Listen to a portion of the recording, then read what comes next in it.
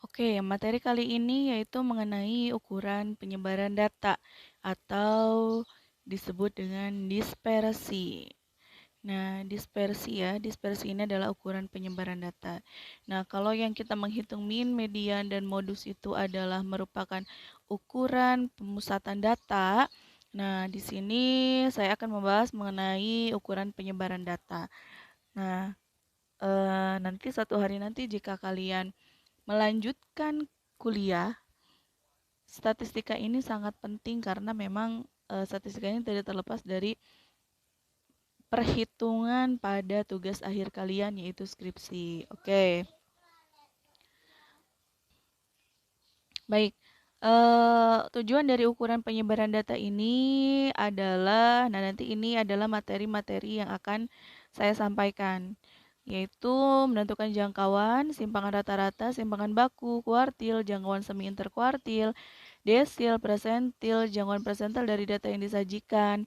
Kemudian juga nanti menentukan nilai standar atau Z-score dari data yang diberikan. Kemudian, nah ini menentukan koefisien variansi dari satu data yang diberikan. Baik, sebetulnya ukuran penyebaran data ini untuk apa sih?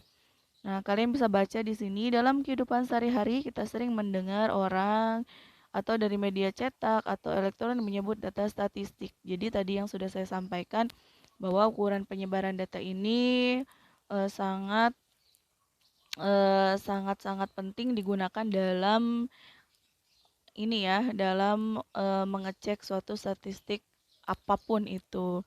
Nah, elektronik penyebut data statistik misalnya pendapatan rata-rata pegawai suatu perusahaan 1.350.000, rata-rata nilai tukar rupiah dalam satu minggu terakhir 9.035 per dolar Amerika, rata-rata ujian nasional. Jadi ini bisa ukuran penyebaran data ini bisa dimanfaatkan untuk melihat rata-rata penyebaran ya.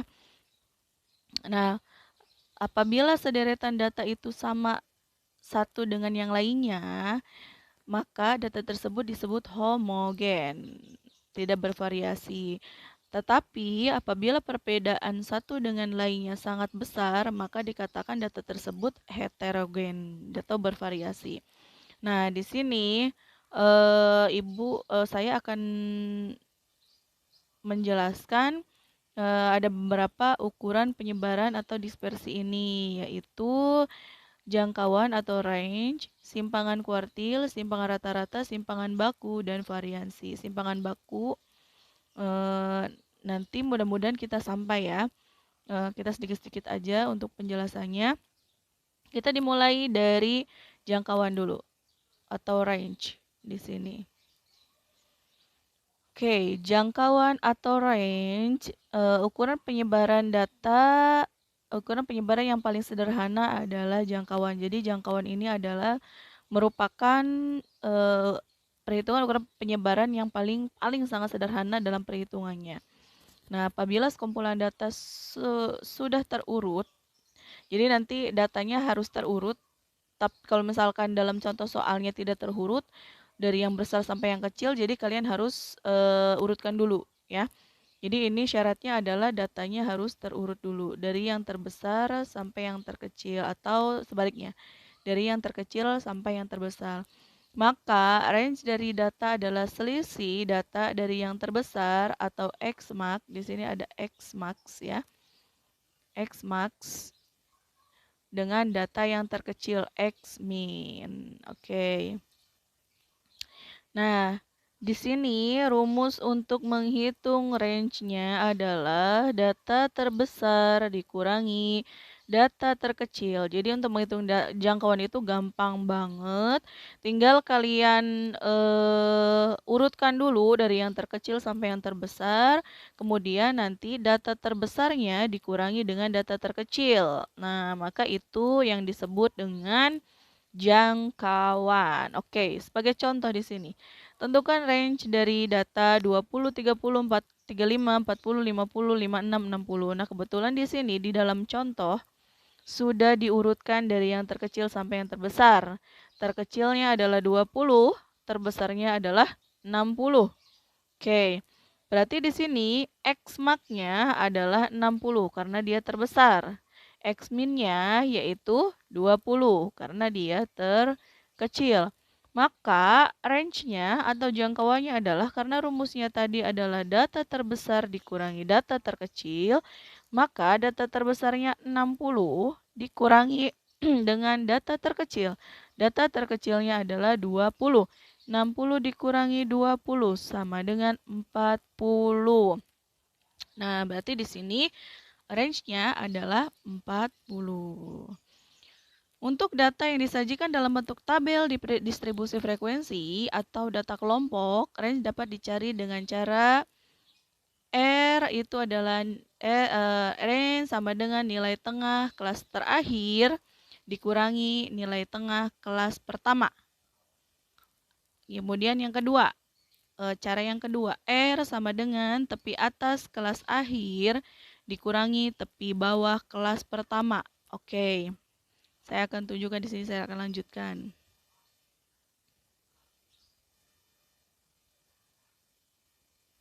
Oke. Contoh di sini.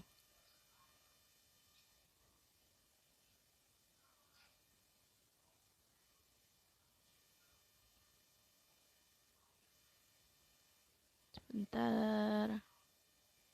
Oke. Oke. Kita lanjutkan ya. Contoh. Range dari data pada contoh 22. Oke, nanti bisa di ini lagi. Nah, nilai tengah kelas pertamanya 30 ditambah 34 dibagi 2 sama dengan 32. Nilai tengah kelas terakhir 60 tambah 64 dibagi 2 sama dengan 62. Nah, jadi range-nya itu adalah hasilnya 32 dibagi 62. Maka range-nya adalah 30. Nah, dapat juga menggunakan dengan cara yang kedua, yaitu tepi bawah kelas pertama. Misalkan 30 ini ya. Berarti tepi bawahnya adalah 30 dikurangi 0,5, yaitu 29,5. Jadi nanti ada data, kebetulan datanya tidak saya tampilkan karena yang sebelumnya ya. Nah, ini tepi bawahnya 30, berarti tepi bawah itu dikurangi 0,5, berarti 29,5. Nah, kemudian tepi atas kelas terakhir, tepi atasnya adalah 64, jadi 60 sampai dengan 64 yang kayak gitu kan.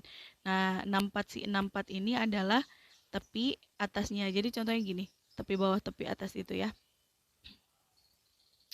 Misal 30 sampai 34 yang kayak gini ya. Dan seterusnya sampai 60 sampai 64. Nah, yang di tepi bawah kelas pertama ini adalah ini yang paling atas ya. Jadi si 30 ini adalah tepi kelas pertama. Tepi bawahnya berarti dikurangi 30 dikurangi 0,5. Kalau tepi atas kamu ambilnya yang bagian terakhir yang di sini. Nah, kalau tepi atas dia ditambah 0,5. Kalau tepi bawah dia dikurangi 0,5 begitu. Nah, di sini tepi bawahnya adalah 30 dikurangi 0,5 yaitu 29,5.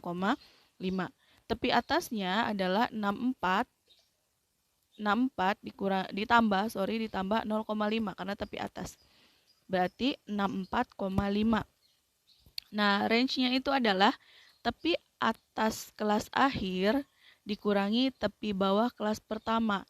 Nah, tepi atas kelas akhirnya adalah 64,5 dikurangi tepi bawah 29,5 yaitu 35. Jadi bedanya dikit ya, 35, 30 lah masih di angka 30-an. Oke, itu yang disebut dengan range atau jangkauan. Baik, kita lanjutkan ke nanti kita contoh soalnya sekalian ya.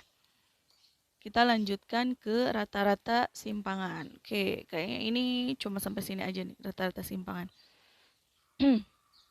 Nah, untuk rata-rata simpangan, Untuk sekumpulan data X1, X2, X3, X3 sampai Xn yang mempunyai nilai rata-rata X bar. Jadi nilai rata-rata itu ininya apa namanya? Simbolnya itu X bar. X ada ininya nih. Ada tanda apa? Tanda strip ya di atasnya. Dan nilai mutlak simpangan tiap data X1 dikurangi X bar, X2 dikurangi X bar. Nilai mutlak itu dia itu selalu positif angkanya gitu ya. Kalau misalkan dijabarkan dia kuadrat bentuknya. Dijumlahkan kemudian dibagi dengan banyaknya data. Nah, maka rumusnya adalah ini.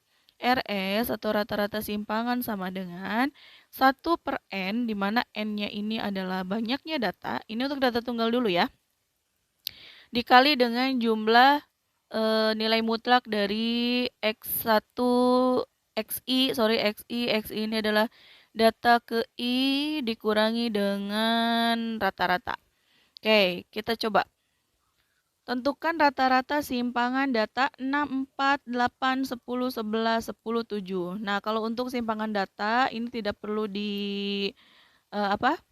Di iniin dulu yang paling kecil sampai yang paling besar, nggak perlu. Jadi langsung aja kalian jumlahkan dulu untuk mencari rata-ratanya atau X yang ini. Nah, itu kita jumlahkan semuanya 6 tambah 4 tambah 8 tambah 10 tambah 11 tambah 10 tambah 7 berdasarkan data yang ada di soal. Kemudian dibagi 7. Dari mana 7? Yaitu dari banyak data yang ini. 1, 2, 3, 4, 5, 6, 7. Nah, sudah dijumlahkan semuanya dibagi 7, maka rata-ratanya adalah 8. Oke, berarti untuk mencari simpangan rata-rata, tadi rumusnya adalah 1 per N.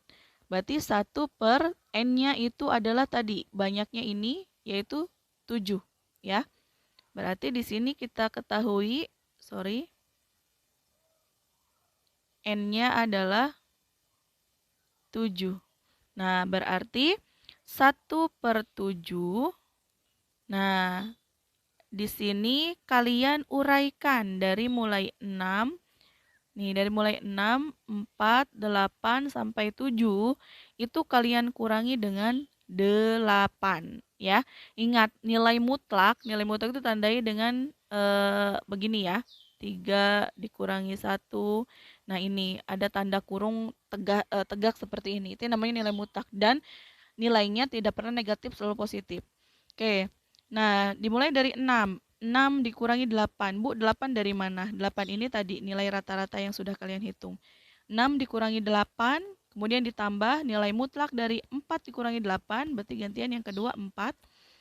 Ditambah, kemudian yang kedua 8, 8 kurangi 8, kemudian 10 kurangi 8, kemudian 11 kurangi 8, kemudian 10 lagi dikurangi 8, dan yang terakhir 7 dikurangi 8.